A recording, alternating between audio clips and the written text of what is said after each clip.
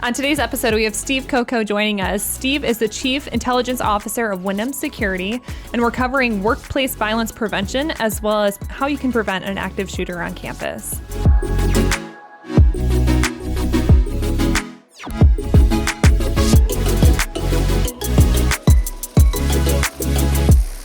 Steve, thanks so much for joining me on today's episode. Thank you for having me.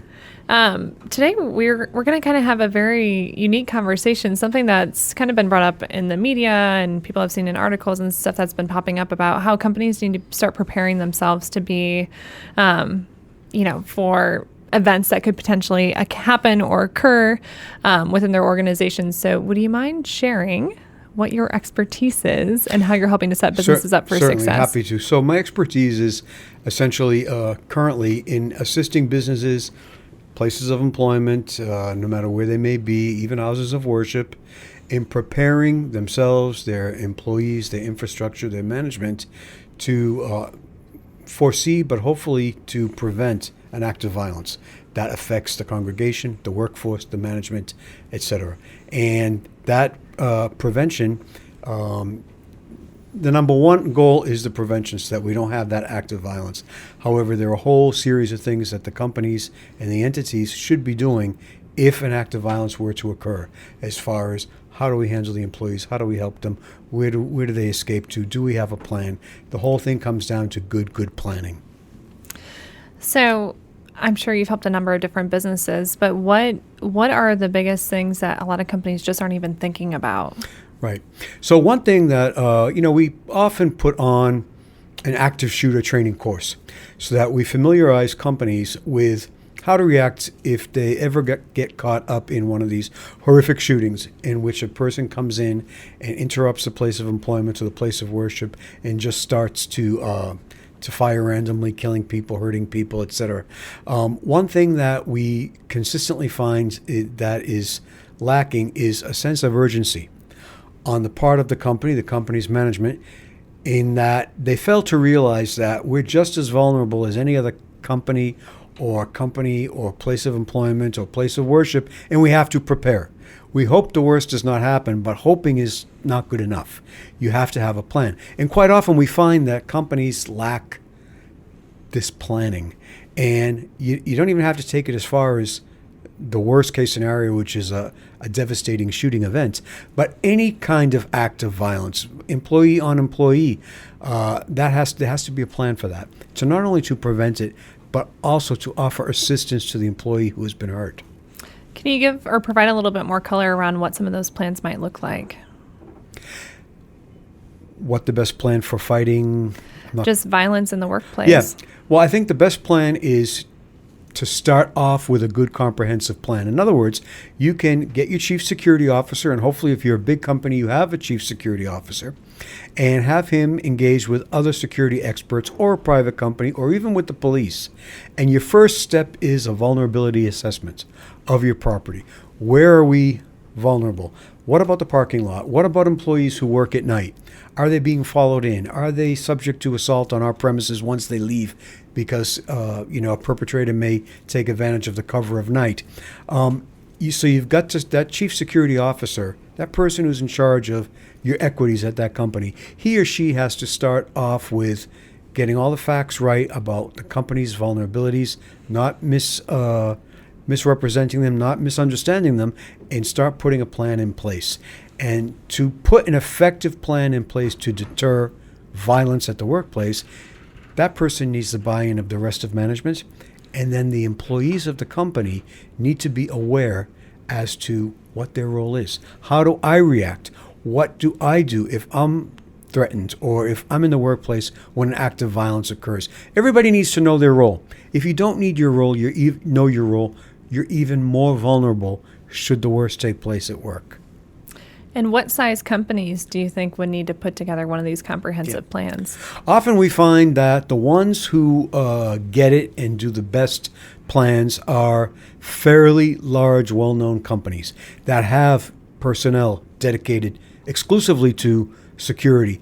And when those personnel have a direct line to top management on security issues, that's when we find the most effective plans, because you have dedicated security personnel communicating with top management, and it's a much more holistic approach than just a fly-by-night or haphazard approach. So you have to have a very, very structured plan, and we quite often see that with a very large company. Unfortunately, when we see a very small company or a company with a handful of employees or 50 or fewer employees, what we often see is a company that has not even thought about it, has no plan in place, does not know what their vulnerabilities are, and the company's just hoping that it does not become a victim. So for some of those smaller companies that haven't thought to necessarily bring in somebody or an expert like you guys, what are some standard best practices, or what should they minimally have in place? Right. So a small company that may be operating on a very, very low budget that hasn't taken all these precautions, what they need to do is they need to use common sense, look around their infrastructure, both inside and out, and say, where are we vulnerable? Are all our doors and locks working properly? Do we have effective alarm systems, intruder detection systems? Do we have a call-out list or a call-out plan whereby if something were to happen and many employees in our office became unavailable because their office has been destroyed due to a criminal event or even a natural event, who takes their place? Do we have alternate plans? Do we have an alternate work site so that if our main work site gets severely damaged and we can't occupy it for months, hopefully the business will not have to close because we've planned and we have an alternate work site, and we even have alternate storage of some of our products, and maybe even our data is stored on a separate server so that we're not totally crippled if we get a real devastating event. Can we talk a little bit more about a communication plan? I mean, obviously, executive leadership, owners of the company are in the know as far as what these plans look like. Who else within an organization? Does every employee know? Right. Well, you make a very, very good point. And that's the thing. Every employee needs to know his or her role. So although in a company, large or small, you may have top management that know exactly what their role is because they're being briefed constantly by the people that are reporting to them. Every employee in the company, even contractors that, although they're not employees, they're co-located and they have access to the facility, everybody needs to know their role. And why? Because your role may not only depend, your life and your safety may not only depend on you knowing what your role is, but it may affect someone else's safety as well. So who knows, you may be doing one job day in, day out, 8 hours a day, but in a crisis, your role is to do X, Y, and Z. Maybe you're going to be helping people with limited disability or limited ability, limited mobility. Maybe you're going to be helping them get out of the building and use alternate, this staircase is blocked and where's the alternate staircase? Maybe you know all that stuff and that's your role, is try to direct people to the appropriate exits in a hurry. So everybody needs to know their role, and that's why once a comprehensive security plan and or threat and vulnerability assessment with subsequent actions to take, once all that's been done, it has to be practiced. So that's where you have mock scenarios, a mock event, a crisis management event, and it's a training event, and everybody has their role. And the good thing about the training event is everybody becomes aware of their role, everybody gets to practice their role, and everybody gets to make mistakes. And then your mistakes get corrected so that the mistakes are ironed out, and that when the real event happens, should it ever happen, you already know what the mistakes were. You're going to try to avoid them. You're going to avoid them.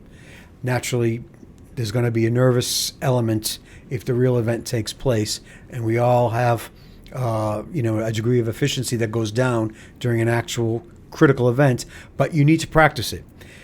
In addition to practicing it, in order for all employees to know what their role may be in a workplace emergency act of violence, so to speak, that plan needs to be available for them to see, for them to consult with it, for them to ask questions about it. So not only must they attend the crisis management training scenario, but that plan needs to be maybe saved on a server so that they can access it, review their roles. And importantly, when a person leaves the company, that person's role must be assumed by somebody else. And the plan needs to be updated. What if I'm taking over your role after you've left the company, but I don't quite have your skill sets? Well, we got to train them. Or maybe Steve isn't the right person for a role. So, and then the phone numbers all need to be updated. Who wants to be calling a number that goes to voicemail when it's a critical event? So things like that. So how often would you encourage people to revisit this plan and or to go through an actual training? Right. So I would say that when it comes to becoming familiar with your company's crisis management plan, that should automatically be a requirement during the onboarding process. So every employee, when they're coming on board, when they're signing on, when they're filling out their tax forms, they have to check that box that they've actually reviewed the crisis management plan and know their role. Thereafter, most companies that take this seriously practice the crisis management plan, or at least pull it out and revise it yearly. Because in the course of a year, a company, especially if it's halfway large, is going to have some personnel turnover in the course of a calendar year. And it could be more frequent than that. There's nothing wrong with practicing it every 6 months. But upper management needs to take it very, very seriously because people's lives can depend on it. So it sounds as though this is something that is traditionally carried out or overseen by an HR department. Is that accurate? Well, HR department has a very, very specific role in it because when it comes to a crisis management plan, the HR department will have its role to fill, such as making sure they know how to locate employees, making sure they know how to locate employee next of kin if an employee is hurt or killed, and making sure they can put employees who have been traumatized, that they can link employees with service providers such as doctors, psychologists, psychiatrists, emotional support. So the HR department will be doing a lot of that in an actual crisis. However, the HR department should be in a position to tell you as the employee, this is the role, here is your role, here's how you can access the details of your role and your performance in it should an event occur. But in general, the person who's going to be your main go-to person to know and understand your role and to clear up any doubts you may have is going to be someone usually in the security realm of your company. Got it. And a lot of violence that happens within the workplace, is it traditionally somebody that works in that environment, or is it somebody from the outside? It's both. Unfortunately, when you have this insider who perpetrates an act of violence at the place of employment or even at a house of worship, it happens as well. What happens there quite often is you have a disgruntled employee who comes back and who is exacting revenge on the company because he didn't get that promotion, he got let go, he got a bad performance appraisal or something like that, and he's exacting revenge. What also happens is, on occasion, you have an employee who just may be going down a very, very unfortunate and tragic path of mental illness and increasingly serious refusal to get help, or getting help but not staying on the path to recovery, and then the employee's behavior goes down and down and down, performance goes down, and they often are, the coworkers are often the last people to realize it until something occurs. When it turns out that it's not a coworker and it's someone completely out of the blue from the outside who comes in and perpetrates a horrific act of violence against the company and its employees, it's often not a person who has some sort of resentment toward the company. It's often a person who either is severely mentally ill, possibly schizophrenic, or has some sort of political or social agenda. If you look at some of these mass killings, for example, you take houses of worship. Recently, we had a couple of Jewish synagogues attacked. We also had, in the United States, we also had a horrific attack against Muslim mosques in New Zealand. Those perpetrators were not members of that congregation, of either the Jewish congregations or the Muslim congregations that were hit in New Zealand and in Pittsburgh and in Poway, California. But the perpetrators had severe, severe resentment. It was a political, social agenda they were acting out. So if it's somebody internal, I'm curious, are there any warning signs or things that employers should be looking for? Very, very good question, and that's crucial, because what we said at the beginning of the conversation is the best case scenario is that we prevent the act of violence rather than having to react to it. So we need to be as proactive as possible. One of those ways to be as proactive as possible is to Become aware and don't be afraid to speak up. If you see an employee that you've maybe worked with for 6 months, a year, 5 years, 10 years, you all of a sudden, or possibly over the course of several months or weeks, see significant changes taking place in that person's work habits, performance, demeanor, attitude, statements, even hygiene can be affected. And it's often indicative of a mental illness that's really taking hold of the person. Inappropriate comments, inappropriate activities at work, really flying off the handle, eruptions, yelling, screaming, swearing, that appear to be really uncharacteristic of that person. You may consider it a one-off, and maybe it is a one-off event. But when you see this happening frequently, or a situation that has gone from generally acceptable to not good, then worse, then bad, then awful, you may want to speak up.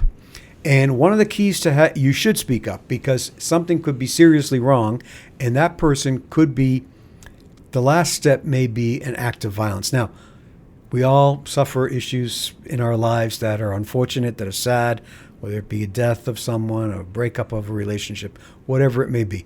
And that does affect us by all means.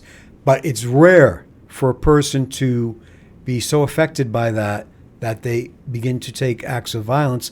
But it can happen. It can happen. We've talked about how it's important for some of these larger corporations to have these plans in place. I'm just curious, is there any kind of industry or type of business or company or organization that is vulnerable or more susceptible to these kind of acts of violence? Right. Well, in general terms, we have charts, we have pie charts, we have graphs that sort of give us a picture of these mass shooting events in the United States that have occurred over the past 5, 6, 7, 8, 10 years.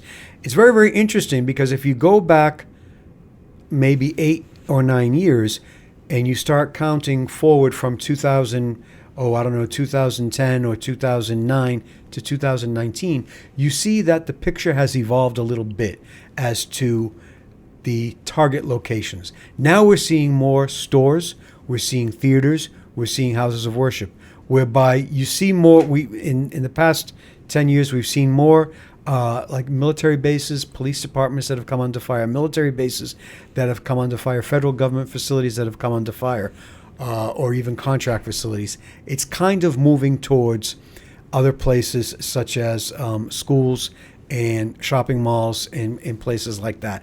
But I would say that in general terms, the more vulnerable places are the places who have essentially no access control. And sometimes you have this situation of no access control by design. Take the situation of a shopping mall. Well, there's no access control there because they're trying to encourage you to go in and shop. So you're not going to go through a magnetometer. You're not going to have to swipe up an ID card to get in there, and that's by design. So there needs to be some sort of enhanced access control, or at least something that will record the movements in and out of people, not just a couple of cameras, but good, reliable cameras, and maybe even something that will pick up some biometric indicators, such as iris scan. I'm hopeful that none of us will ever be in one of these situations, but if it does occur and we're in one of those environments, like something like that does happen, is there any advice that you would offer that these are some best practices or things that you should do? Absolutely. Well, in addition to have a plan and know your role, that's crucial, and practice your plan, is you need to absolutely go through some of the basics, the mechanics, so to speak, of what to do if you all of a sudden find yourself in the middle of a shooting event, in particular, a shooting event that's occurring inside. If you happen to be outside and a shooting event is occurring in your environs, and you're outside, just run away. If you can see where it's happening, run away from wherever it's happening. Or if you don't see exactly where it's happening, run away from the sounds of bullets, or we call them rounds. Run away from the sound of rounds being fired. If you're in an enclosed place, the dynamic changes a little bit, because the whole sounds of the weapon going off and the bullets and the rounds gets kind of it evolves a little bit. It gets kind of changed based on the echoes and the way the walls are constructed, what they're constructed out of, the doors, are they metal, are they wood, all that makes a difference. So you may be a little disoriented if it happens inside a building. However, your ears are going to tell you where it's happening. You may not be able to see it, but your ears are going to say, wait a minute, it's getting louder as I go that way. It's not quite as loud as I go that way. So you run in the opposite direction of where you hear the fire coming from. However, if you're trapped in a room, or if you can't escape because by going out into the hallway, if there is a hallway, by going out into the hallway or to the public space, you may be putting yourself really in harm's way because the perpetrator is right there. Then you might need to hunker down right in the room where you find yourself, barricade that door with some heavy furniture, and then you need to improvise. If the worst case scenario takes place, and that is you've barricaded yourself and maybe your other coworkers into an isolated room, the perpetrator starts breaking down the door or realizes that you're there, you need to be able to take action to defend yourself. Now you're at really the last phase. You got to really, it's do or die, literally. So now you have to improvise and use whatever you can grab your hands, whatever you can get your hands on, to try to buy some time, to try to distract this person's attention. Throw a chair at the person. Throw, who knows, a bottle of water. If there's a fire extinguisher, grab the fire extinguisher, turn it on, and spray him. It will distract the person, maybe give him some blurry vision for 10, 15 seconds. That is a good amount of time for you to start escaping. And just that 15 seconds or 12 seconds that you and your colleagues might have bought yourself by taking this assertive defense may be enough to have saved your life. I can tell you're very passionate about this, and you're definitely gifted at what you do. Would you mind just sharing a little bit more about your background and how you got to this role? Well, before working for Windom, I've been with Windom about 1.5 years. It's a great company. They very much value me and the ideas that I've brought to the company, and they pretty much let me run my own little shop. Before that, I worked for the Federal Bureau of Investigation. I was an FBI agent for 27 years. I was basically all over the country and all over the world with it. My last 5 years as an FBI agent, I was assigned to the Phoenix FBI division here, where I managed our Joint Terrorism Task Force and our criminal investigative program, and for a while our intelligence program. And in addition to what I do now at Windom, I also do some private consulting, and my business sometimes takes me out of the country, all around the world. So there's certainly a need for security consulting worldwide. I believe it. I'm curious. I mean, obviously, you've been doing this for quite a while in different forms and fashions. Are there any other resources, publications, organizations that really could help set people up for success as it relates to overall security? Yes. One that I can mention that's a pretty prominent one, and it's pretty much cutting edge as far as what it offers for training, publications, etc. It's called ASIS, the American Society for Industrial Security. That's the acronym ASIS. The American Society for Industrial Security. It's really the world's largest security. It's sort of an informal. You have to become a member, but it's a grouping of security professionals and practitioners worldwide. Most members are in the United States, but there are chapters all over the world. And once you become a member, there are all kinds of free online resources that have to do with active shooter, threat and vulnerability assessments. For example, maybe even women protecting themselves. Some tips for women if you are commuting late at night and things like that. Best practices for weapons and firearm safety handling. All kinds of resources. So ASIS is really quite good. In addition, your local police departments, and right here in the Valley we have some great ones, your local police departments are quite willing to, if you make an appointment with them, they're quite willing to sit down and meet with you and discuss, okay, based on how your building is situated, where your employees are located, and you're on X floor, etc. Here are the exits, here are the entrances. Here's what we can suggest in this type of situation. Now, naturally, they have to handle actual calls first, but they're more than willing to help out with this stuff, with trying to be proactive. And also, the police departments, Phoenix does it quite often, they hold sort of like open forums for the public at night, in which the chief speaks or an assistant chief will speak, and they'll go over criminal trends that are affecting the community at large and give you some tips for navigating through these dangers. And so talking about top trends, I'm just curious as it relates to security overall, what did the security space look like 10 years ago? What does it look like today? And what should we be preparing ourselves for 5-10 years from now? Well, I'll give you a big difference. If you go back 10 years, you really couldn't find the whole idea of using biometrics to enhance security was just beginning. Now you're finding it more and more frequently. You're finding it not quite everywhere, but you're finding it more frequently in the United States in particular, overseas also. So if you've ever got a U.S. passport recently, there's a biometric aspect to it. Also passports from other countries. In fact, the United States with many other countries have coordinated their passport issuance whereby they all have to be read via scan, and there's a biometric aspect to each one. Now also, other biometric indicators are also being collected now by employers and by government agencies to enhance security. Specifically, we have a couple of employers in the Valley whereby to get into their workspace, even as an employee, your iris is scanned.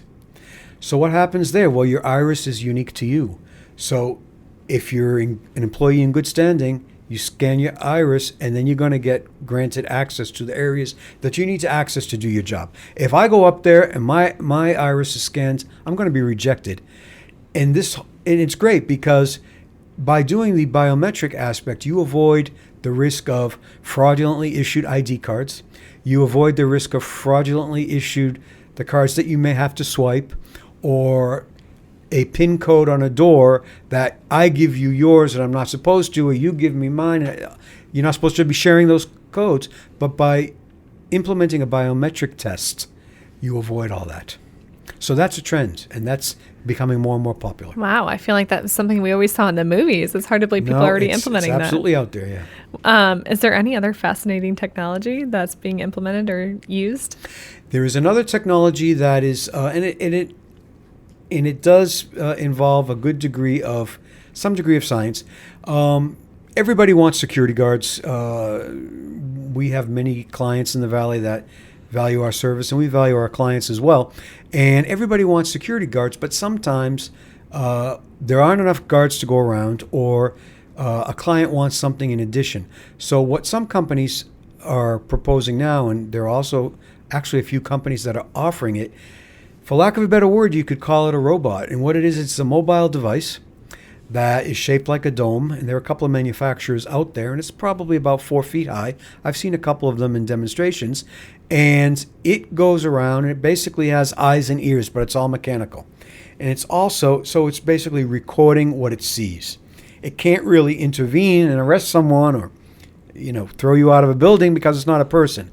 But it's recording the activities of what it comes into within line of sight. And the more sophisticated ones are also taking air samples.